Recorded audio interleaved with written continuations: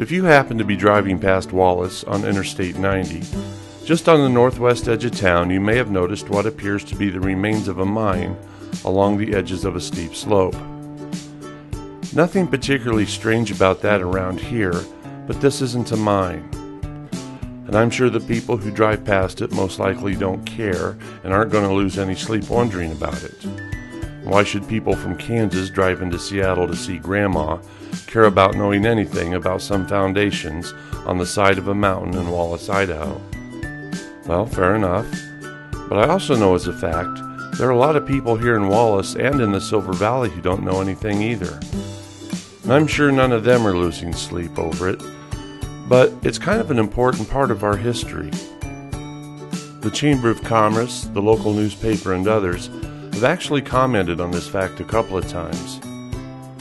A few years back, the Mining Heritage Foundation decided to place a small information board about the location in the rest area just on the other side of the interstate. It's a good idea, but the rise of the interstate blocks the view of what the sign's talking about. And also, the sign's not even facing the ruins.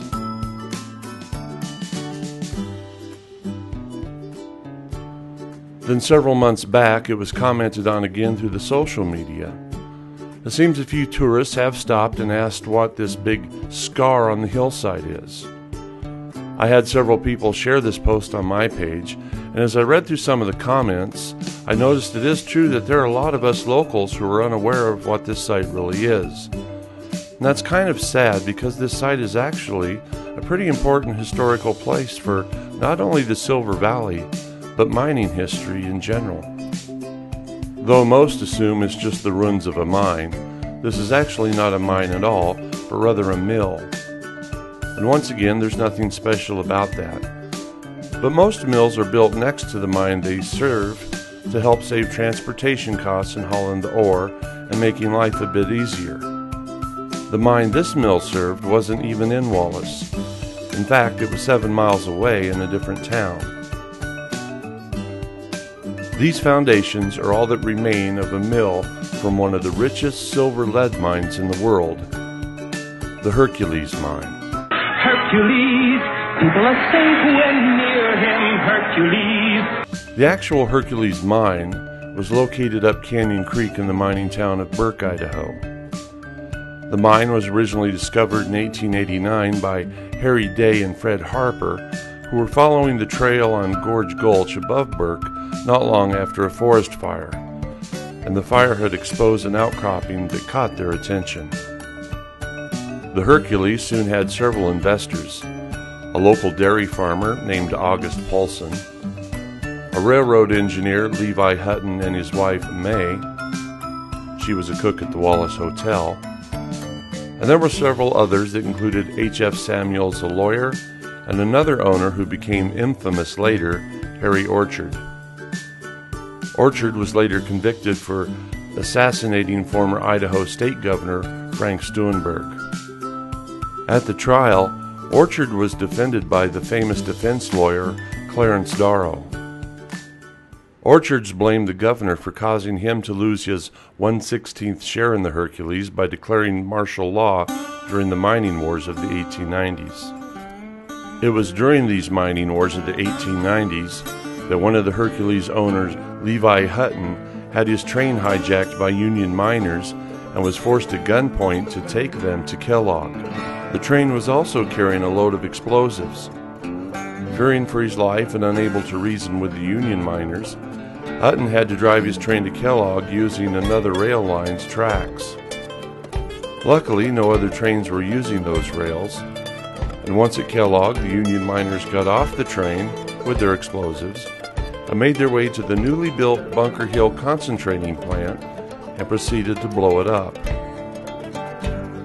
And even though he was forced to participate at gunpoint, Levi Hutton was arrested and placed in one of the bullpens, a makeshift prison that many historians believe was actually the first use of what would become known later as a concentration camp. His wife May championed her husband's release and even wrote about the horrible treatment the Union miners had to endure.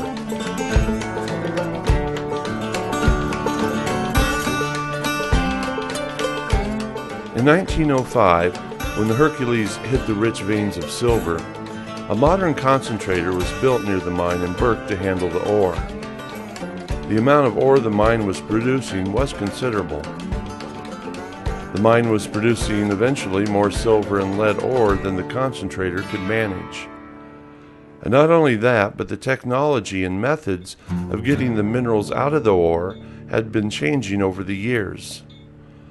The new ways allowed more of the precious and base metals to be extracted from the ore, and this, of course, increased profits. Then on Labor Day in 1909, Burke was packed with Union miners.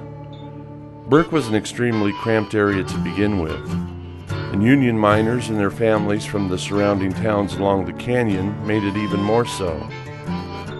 To Union men, Labor Day was just as important a holiday as the 4th of July. Towns throughout the Silver Valley, and in fact mining towns throughout the United States, celebrated Labor Day much like the 4th of July. There were parades, speeches, contests and games, and of course food. During the celebrations, the Hercules mill mysteriously caught on fire. To this day, no one knows for sure how the fire started. It's very possible that the fire was accidental. But of course, the first finger of blame was pointed directly at the Union miners. It did seem the most likely reason.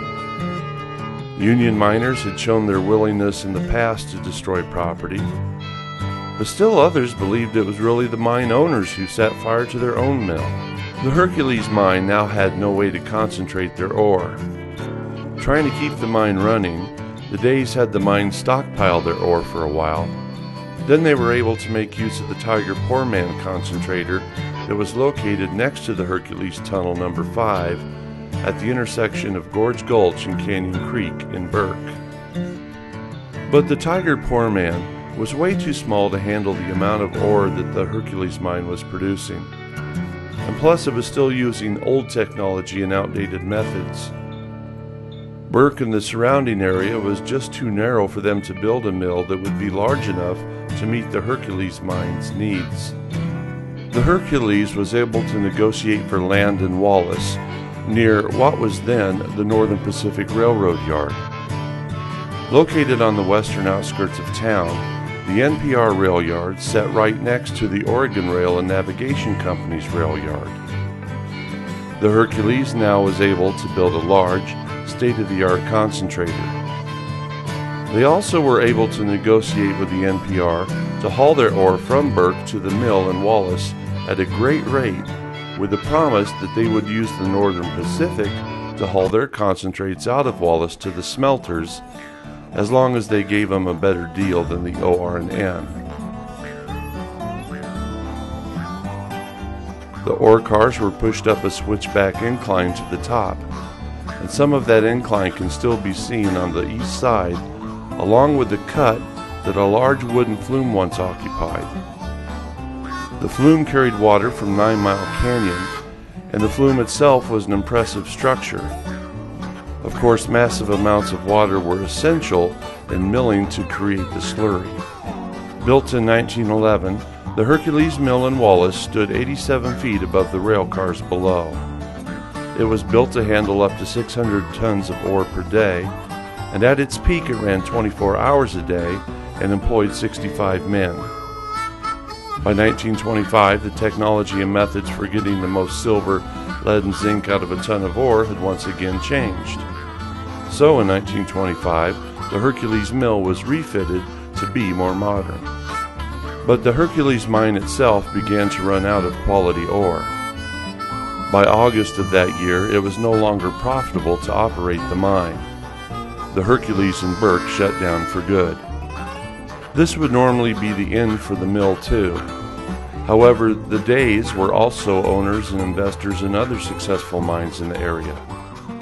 So the Hercules now operated under the Sullivan Mining Company and processed ore for several regional mines and even did custom milling until 1937.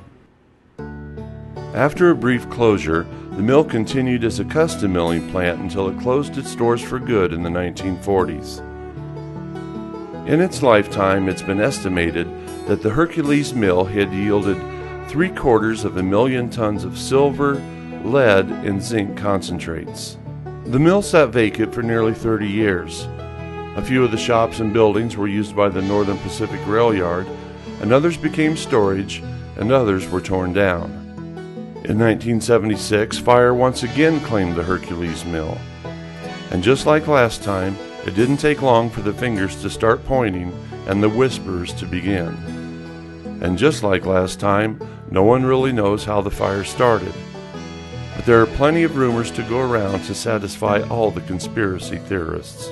After the fire, and with both rail yards vacant, the mill foundations and the concrete began to crumble away, and the foundations and rock on the slope were in danger of sliding off into the road below. In 2012, the old mill site went through a major cleanup. The crumbling concrete and loose foundations were removed, and the loose rocks along the top slopes were scraped down, and an attempt was made to keep the hillside stable. Just across the river used to sit what most people thought was the turnaround house for the train engines when this was the NPR rail yard. However, though it looked like a turnaround, it was actually a slurry tank from the mill. In the old maps it was labeled a cement mixer. And of course that too was torn out. There was also the need to clean up the tons of contaminated rocks, silt, and soil that had been accumulating for the last 100 years.